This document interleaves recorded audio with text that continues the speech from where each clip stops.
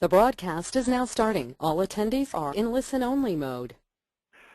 Good morning, everybody. Mike Anderson with American Independent Marketing here. Joining us this morning shortly will be our special guest, Jonas Roser of Roser Resources. Jonas is going to spend some time with us this morning and talk about, as you can see, ways to use social media platforms that will help you generate non-intrusive referrals, which is a significant way that you've got available to you to grow your business.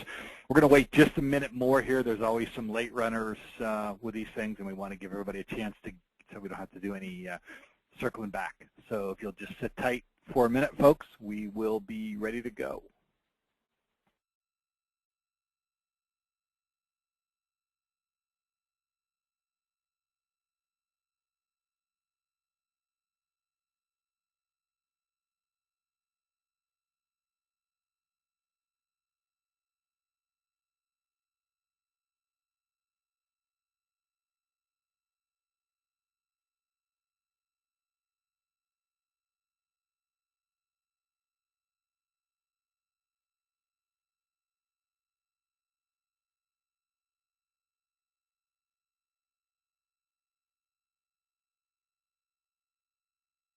All right, well, let's go ahead and get this thing started. Jonas, you're out there, right? I'm here, Mike. There you go. All right. Good morning, Jonas. Welcome. We appreciate you making your time available. Everybody out there, we appreciate you making your time available. And we know that the information we're going to spend the next few minutes talking about will be beneficial to you if you follow through on some of the action steps at the end. So with that and with nothing further on my end, I'm going to turn this over to Jonas Roser of Roser Resources, and he'll take you through some of this great stuff. So take it away, Jonas. Great. Good morning, everyone, and thanks for coming to the call today. I'm going to give you just a brief introduction. You may have heard some of this commentary before about what a social network is and some various different platforms that are involved in social media, and then what's good and what's bad about it as far as how to engage it as being a producer and agent in the field that we're in. But what's different about this presentation is the back end of it, because I'm actually going to show you some slides and give you some examples of ways that you can engage 4 social media networks immediately when we're done with this call and move forward and actually get your clients to generate some referrals for you. I've always found that working with producers that there's a little bit of a technology challenge, and I don't mean that to be disheartening or to be offensive or whatnot, but you guys are busy learning all about the product that you're selling and all the intricacies within that. And social media is changing at such a rapid pace. So it's hard to keep up with everything. And since your job isn't about being a social media maven, it's about being a maven around the products and services that you sell to support long-term care planning, what I've tried to do is come up with ways that it puts you in the technology zone but takes you out having to deal with all the technology. I know it sounds crazy, but I'm going to give you a few examples today, and hopefully you pick some of them up, and hopefully they work for you. I know they're working for others, and most importantly, we want to hear about when they do. So please let Mike know if you've decided that you're going to engage in some of these activities, or get your clients or your book of business to engage in some of these activities, and then let us know how they go for you. So, Mike, are we still seeing everything all right here if I went to the first slide? I just want to double check. It's perfect. We're good to go. Okay, great. So anyways, you may have seen this before, something much like this, but really, what is a social network? We've all been part of one for a long time. It's about how we engage ourselves and what we do in that network that makes people feel comfortable to refer us to others. So if you think about it, you have a friends and family social network. There's your acquaintances, and obviously your family, your friends who you do feel confident, who make you feel confident as you and a resource in what you do.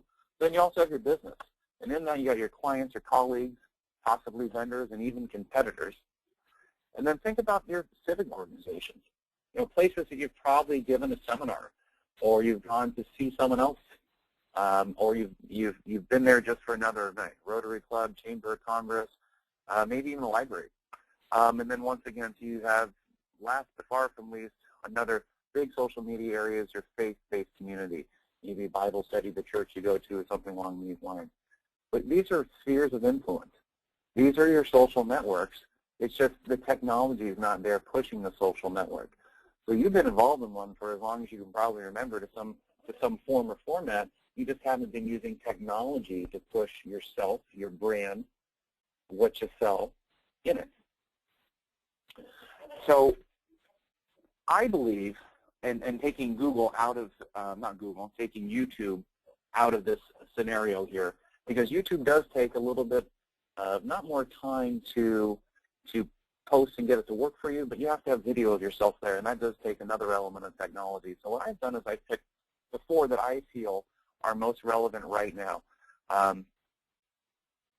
YouTube, once again, is very much should be a part of your marketing message, and it is something that I believe most of you on the phone hopefully have a smartphone or access to a video camera, so when the time's right, you can make a 30-minute intro video about yourself and your brand, and that is something that we'll come back to.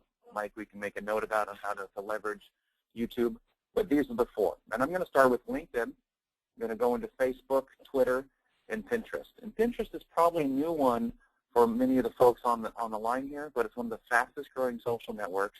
There's probably a few people on the line that are using it, but probably never thought about how they could use it to pin what they do, or pin a testimonial from a client, or basically get this social network to work for you to engage others.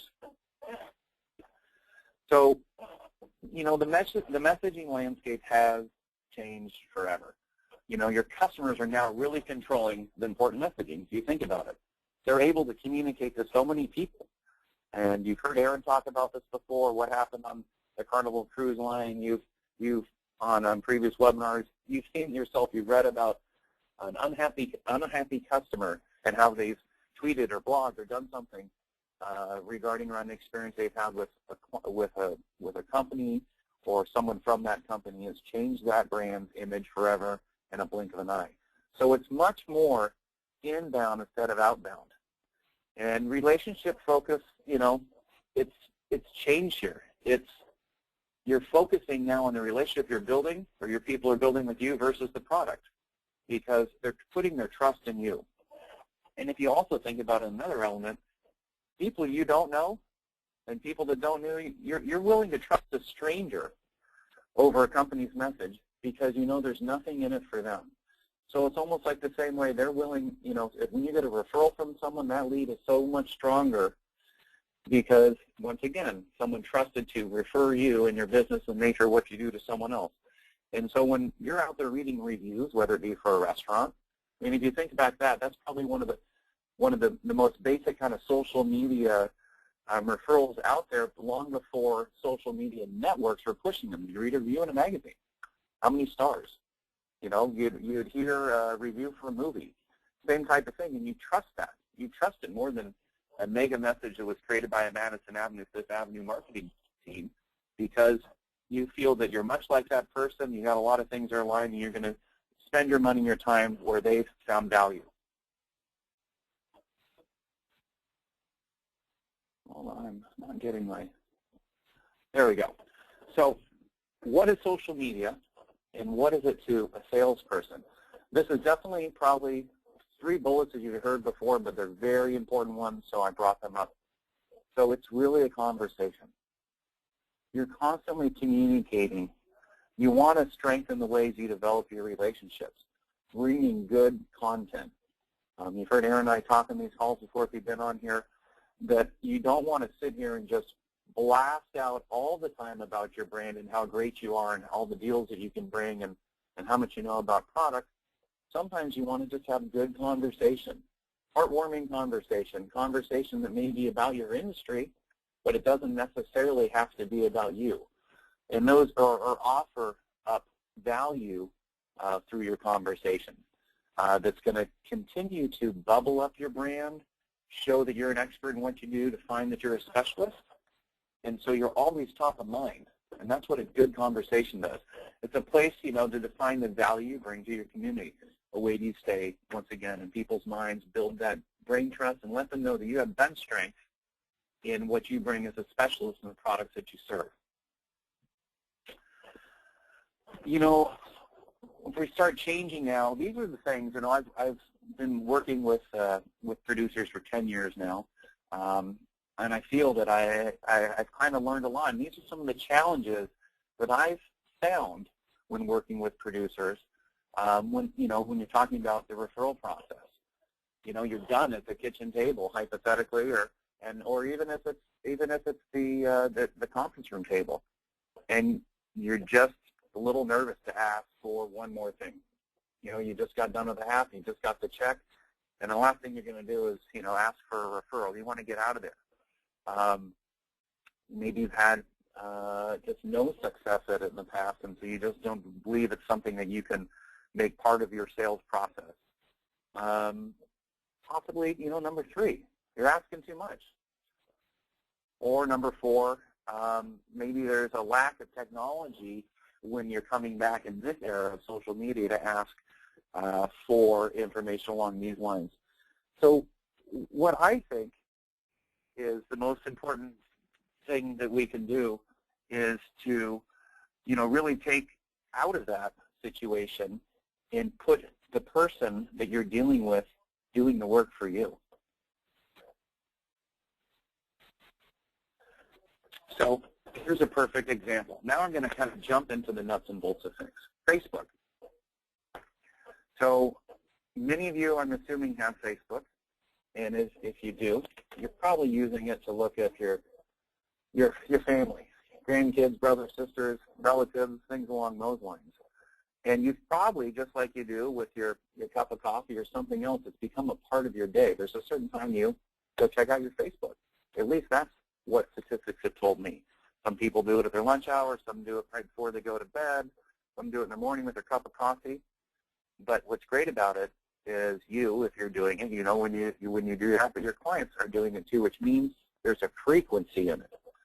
And what I've come to find is, it's pretty difficult when you're done at the kitchen table to ask someone for 10 phone numbers and 10 names of people you can call, because they're probably worried that you're going to drop their name, it's going to be too intrusive, you're going to cold call them, constantly call them for a certain amount of time and upset them. But think about how easy it would be to do something like what you see on the screen. You're asking for their support, and you're asking something that's not going to take too much time from them. So you ask them, do you happen to be on a social network? Something really easy like that. You don't have to say Facebook, LinkedIn. I'm just asking if they're on a social network. I bet you 7 out of 10 of them are going to say yes. And then you let them know that you survive on referrals. And would you mind posting what's on the back of my business card on one of your social networks? Now, if you happen to be on the phone and you can't see the screen, I'm going to tell you what's on the back of this business card, and you're welcome to copy it. I will cut and paste it and send it out, or Mike can send it out to everyone on these calls, adjust it if you want, but I think it's a pretty solid couple sentences. And think about what that would do for you. So I'm going to use Mike's name. I'll just use Craig Swift, who happens to be on the back of this card. And you know what this card is? This is his business card, the thing that he carries with him every single day and gives to lots of people. So I recommend Craig Swift as a long-term care insurance specialist. He's professional and understands the tax benefits and state credits associated with long-term care insurance plans. I purchase long-term care insurance to protect my savings and cash flow. You should do the same. And it has Craig Swift's website. Now, you can pick whatever you want to have there. Maybe your focus isn't on LTCI. Maybe you want to focus on saying that you do a couple different products and you bullet them there. But what you're doing is you are passing over a business card. That's probably part of the policy. You just sold them anyways. Your trust is never higher with this person. You just took payment from them. They absolutely know why they bought the product, and they absolutely trust you. So now, since you know those things, you ask them when they have time, would they mind writing these 2 sentences in their Facebook and then putting your website there? Think about that. It's going to go to probably 150, 200 people, and then it's going to go to more people. And people around the ages you're selling are thinking about this, but they don't know who to contact, and they didn't know their friends were buying. So now, Mr. Johnson just bought LTCI from Craig Smith, and his neighbor or his other good friend was thinking about it, but hadn't bubbled back up to being important. When he sees his friend do it, and he sees that he recommends this, he's pretty good chance going to call Craig Swift. But what's great about this is you didn't have to do the technology. That's what I'm trying to bring forth in this training. This is a way that you have now taken technology as a vehicle to work for you, and you're making your clients work for you, getting you the referrals in their sphere of influence at the time when they trust you the most, right when you sold them a policy, when they understand the need and how it's going to serve them in their long-term care planning.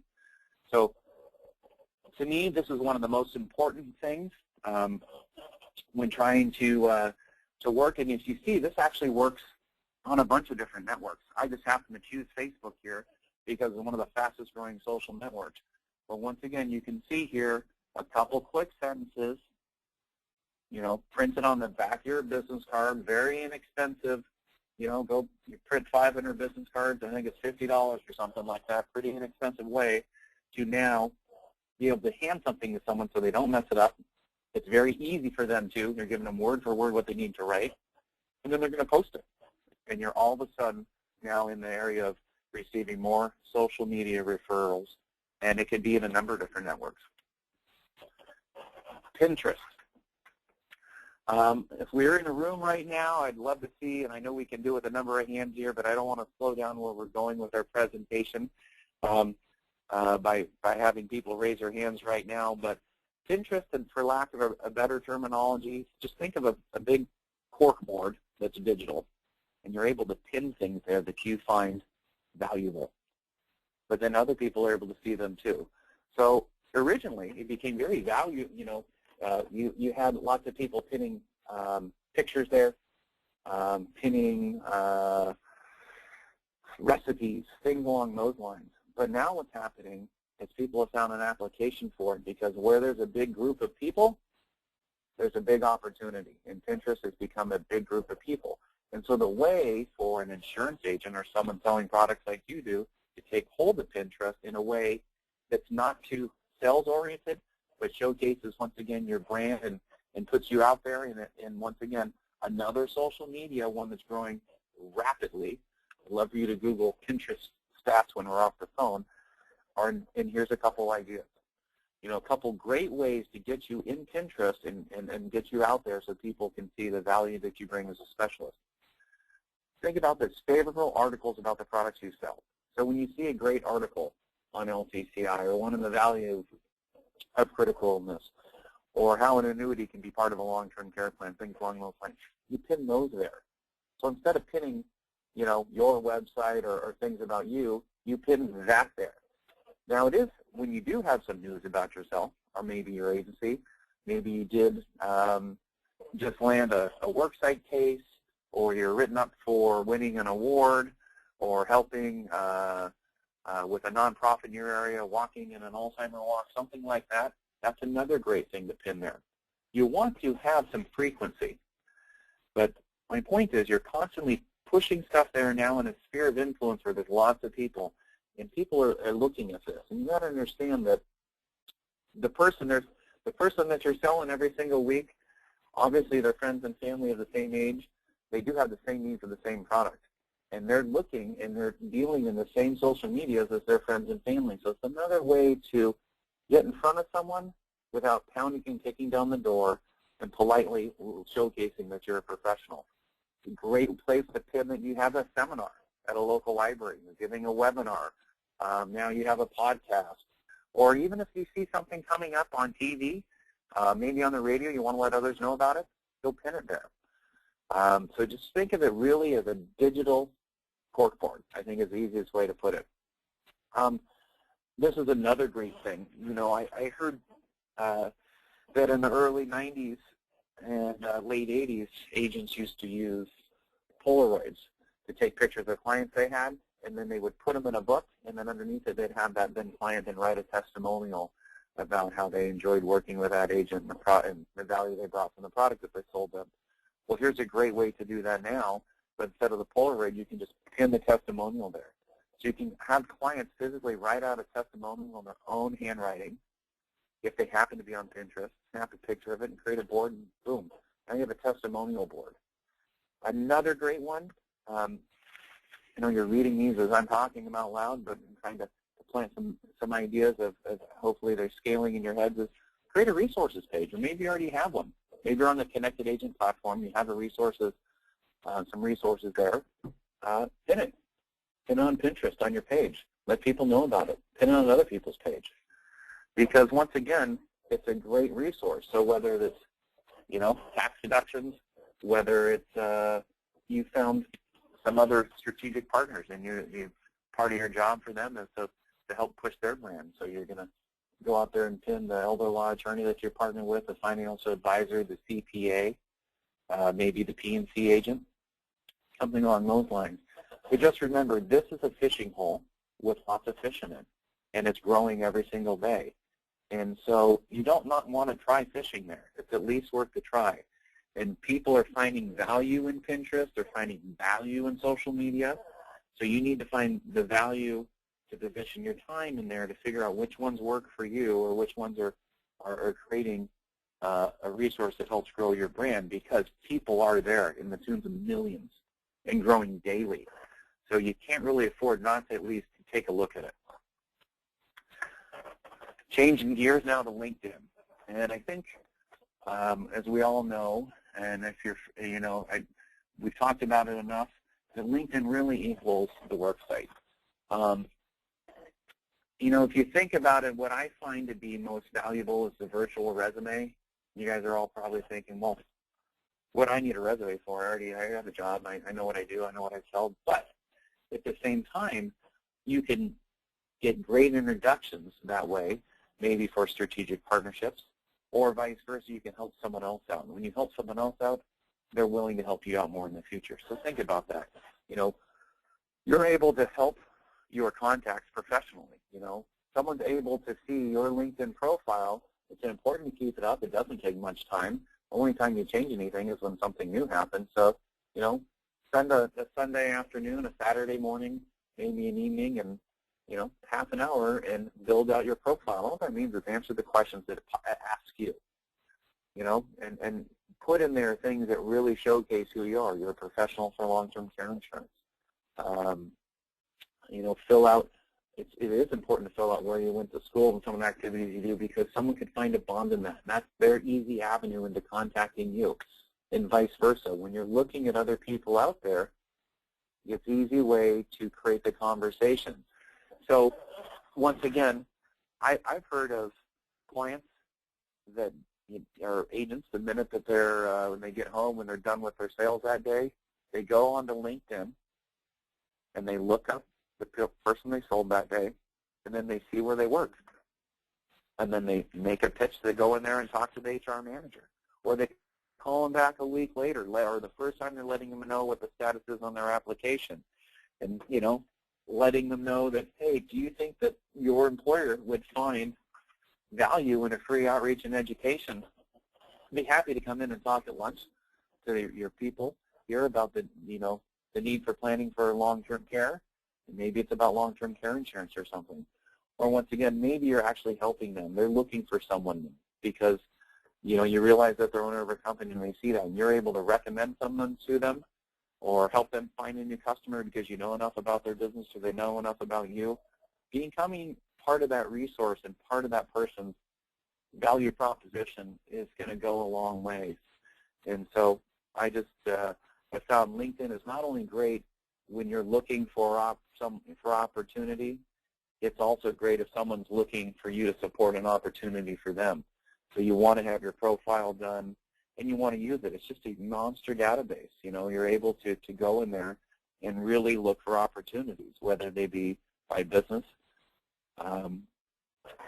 or by going in there and looking for, like I said, a larger amount of business from going to businesses. Another thing is, besides going and looking at the clients that you sold that week, go back to your book of business. And maybe there's you go back through and you slowly start putting the name of the people you sold from your book of business in there, the ones that are probably still working. They're able to obviously figure that out by their birth date. And then maybe there's an opportunity for when you're calling up, talking about a policy review or something like that, asking them, hey, I know you work at in Microsoft or in another company or something where they find some value in them because you have the talking points, because you have their information from their LinkedIn profile. Okay, going into another gear here, switching into Twitter. And I've totally stolen and plagiarized this terminology from Aaron, who we share these calls with all the time, but I think it's so appropriate. And Twitter really is a cocktail party. And what it is people talking. You know, they're able to only say so many characters, and you're only able, you know, you're out there talking about things that you're finding relevant in your life. But as a salesperson, as a professional in the professional field, you only really want to tweet useful stuff. You know, Mike is not going to tweet what color socks he's wearing today. That's not. No one's going to find that important. But he could tweet about something new coming out, a new product coming out that's going to be valuable to you guys or valuable to your clients. And if you're following Mike's Twitter account, you're going to find that very useful.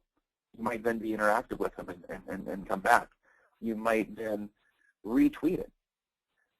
So you want to constantly only be tweeting and reposting useful information around, you know, your spheres of influence that you're engaged with. But you also want to encourage others too to follow you, because if you actually happen to have an active Twitter account and you feel that you're pushing out good content, as we talked about earlier, a good way to encourage others is when you're done with a sale, you know, on your business card, on the signature line of your email. You want to constantly make sure that you're synergizing the content that you're developing and what you feel is good value, the messaging that you're putting out, with all your channels of influence.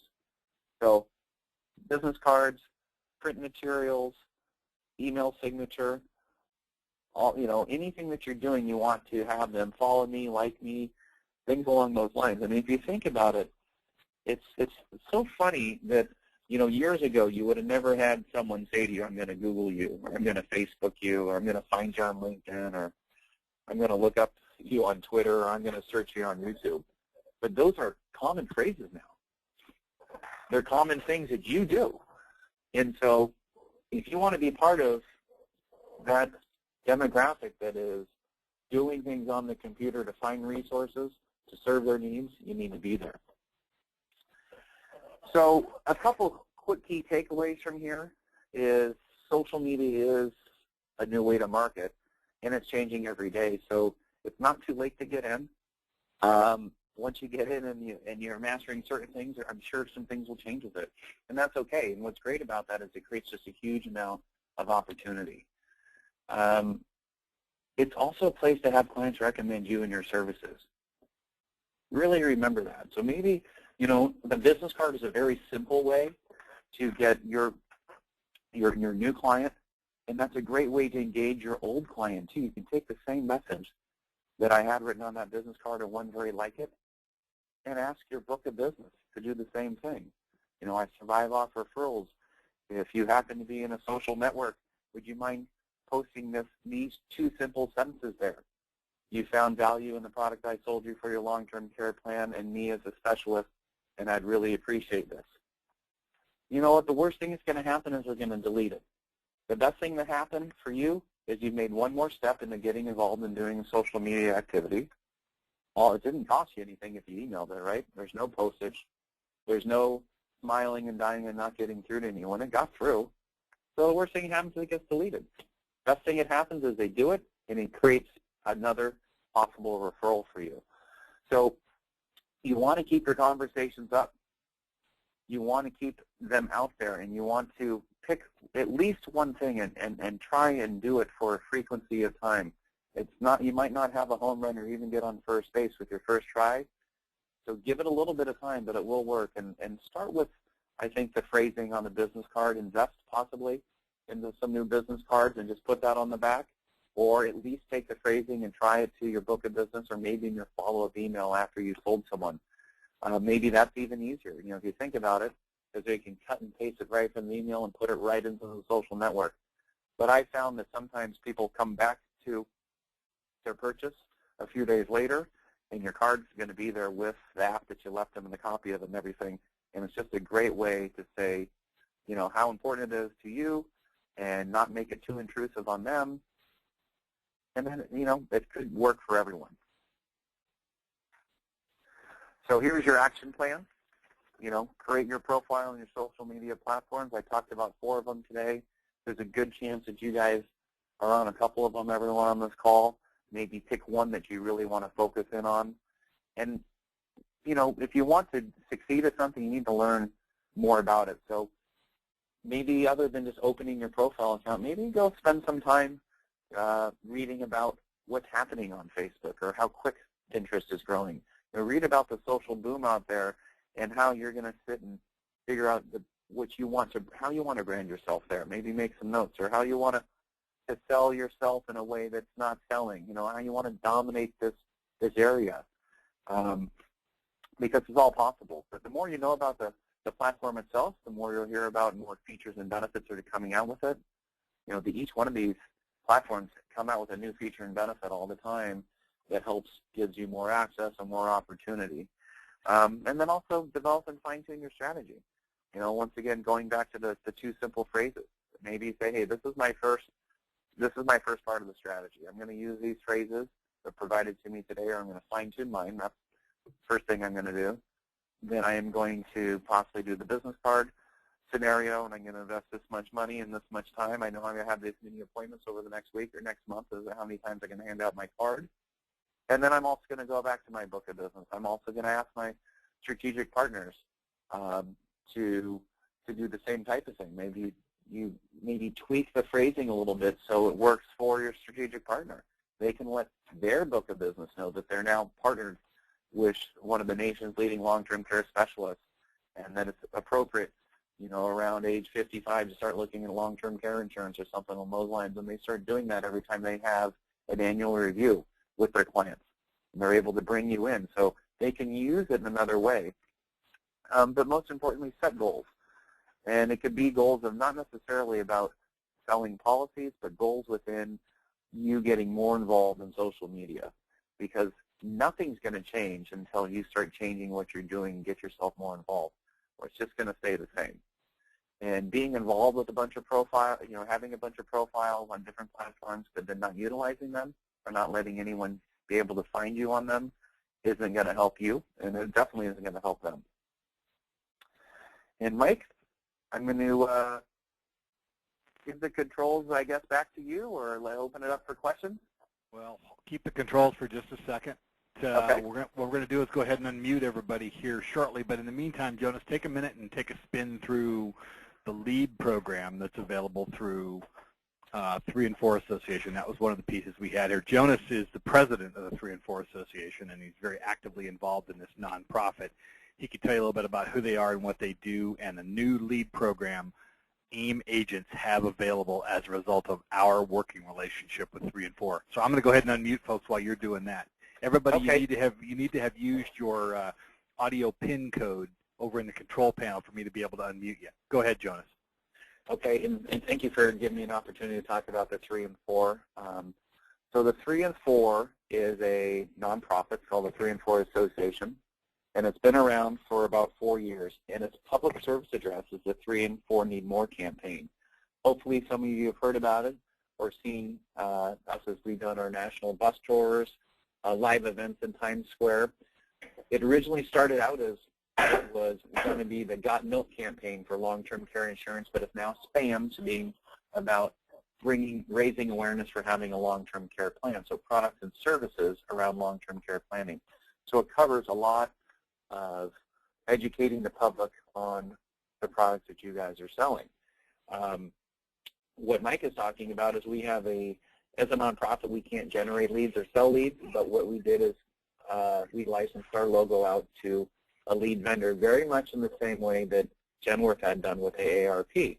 And so what that's enabled us to do is we're now able to offer to folks such as yourself a lead generation campaign through a third-party vendor. What I'm happy to tell you is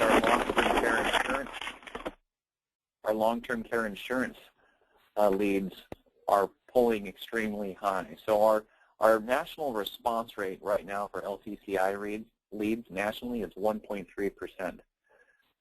That's incredibly high. You see it higher sometimes with associations or affiliated marketing.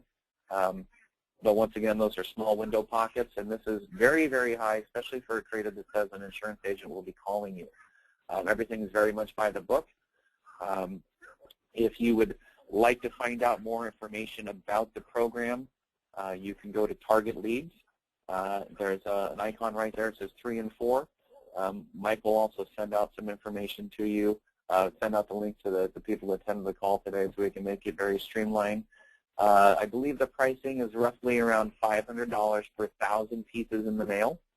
That's everything all in. What's great about Target Leads is they mail first class, so you can have leads back into your inbox because you get assigned a proprietary place that the leads go to. Your leads are your leads only as soon as 4 to 7 business days. So when you're thinking of an average of 1.3%, I've seen as high as 3.7, 4.1 in other states. Target Leads is able to disseminate the information back to you about what the response rate is in certain states. And we're also coming out with other mail pieces for other products. Critical illness, reverse mortgage, we're testing some MedSup. Once we have what we feel is a creative, would that be the piece that goes in the mail, that has established a control that we are seeing it's pulling the same amount every single week, then we feel comfortable offering it to you. We're very comfortable with our LTCI. It's been out for months, and there's entire agencies supporting their entire career forces on the LTCI creative alone. I believe there's over 200 Genworth agents that are using it now in place of their AARP leads. So I would love for you to go to www.3and4needmore.com, learn about the 3 and 4. You do need to become an advisor to be part of the program, but I think you'll find great benefits in that. There's a tab there that says click to become an advisor. It's $5 a month, but what it gives you is access to the lead program. It also lists you on our website. Now you're like, great, Mike, I need to be on another website. But what makes this one so great is we have national TV commercials that are playing right now. One for reverse mortgage, one for long-term care insurance. And at the end of that commercial, it says a proud public service announcement. And to find your local specialist, go to www.3and4needmore.com. And right when you go to that website, right on the landing page there is a zip code lookup. So a consumer can put in their zip code to find the closest CI specialist, LTCI specialist, elder law attorney, financial advisor, life insurance specialist. There's a number of categories you can be listed for. So for $5 a month, you get a lead program, and you get listed on a website that has national TV pushing consumers there. And to top it off, the trifecta is you also get listed into our app.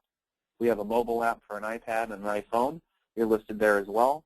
And typically these are a couple things that I've found that no producers have, TV pushing traffic towards them or an app. So for $5 a month, it's the price of 2 cups of coffee at Starbucks now. It's a great way to get synergized with a nonprofit that has a great vehicle for educating, and it also has a seminar platform that you're able to be part of and other materials you can private label that really give you a leg up on your peers and give you a whole new source of materials to help educate your community on. Mike, is there anything else that I might have missed in that? Oh, I think that was really good. So I'm going to go ahead now. We've got everybody unmuted, and we have a chance to take some questions. Anybody with questions, go ahead and jump in now. Because we have you unmuted, if you've got a tea kettle or a cat or something going in the background, please mute yourself by hitting *6 so that we don't get a lot of background noise and interrupt the Q&A session. That said, any questions on anything that Jonas has covered here this morning, go ahead and fire away.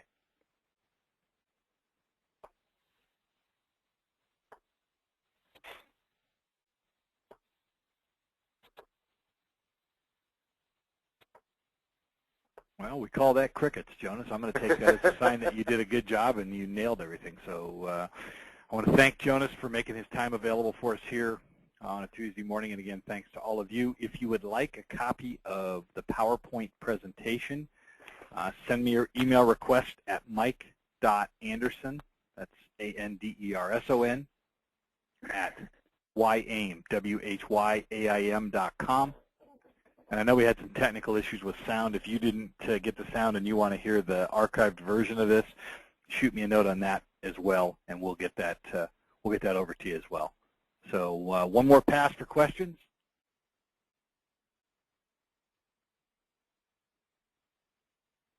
Okay. Well, Jonas, great job. Appreciate it very much. Thanks to everybody out there. And if you have anything we can help you with, don't hesitate to give us a call here at AIM, 800-672-7202. Thanks, everybody.